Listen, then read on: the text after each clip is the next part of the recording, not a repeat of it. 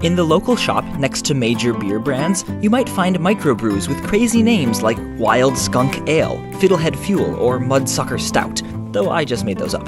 While the big brands run TV ads starring sexy skiers or tough guys with trucks, their small competitors have to scrabble for attention from the shelf itself.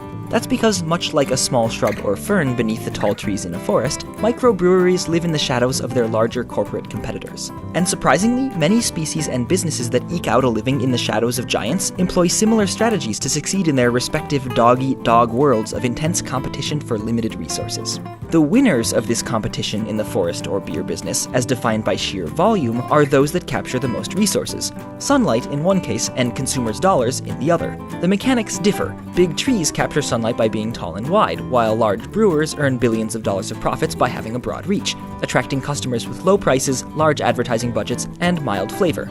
The outcome's the same though. By capturing the most valuable resources before they reach others, dominant trees and companies exclude weaker competitors who employ the same tactics. But there are trade-offs to any strategy, and being the best on average rarely works in all cases and conditions. That's how understory ferns and microbreweries can succeed, by specializing in conditions the big guys aren't so good at, the so-called empty niches.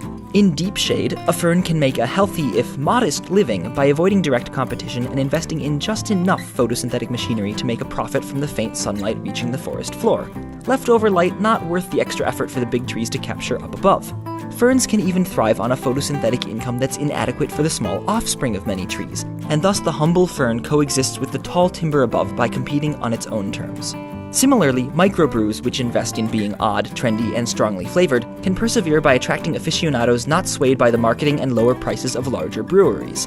Sure, fewer people fall into this category, just as fewer beams of sunlight fall through the canopy onto the forest floor.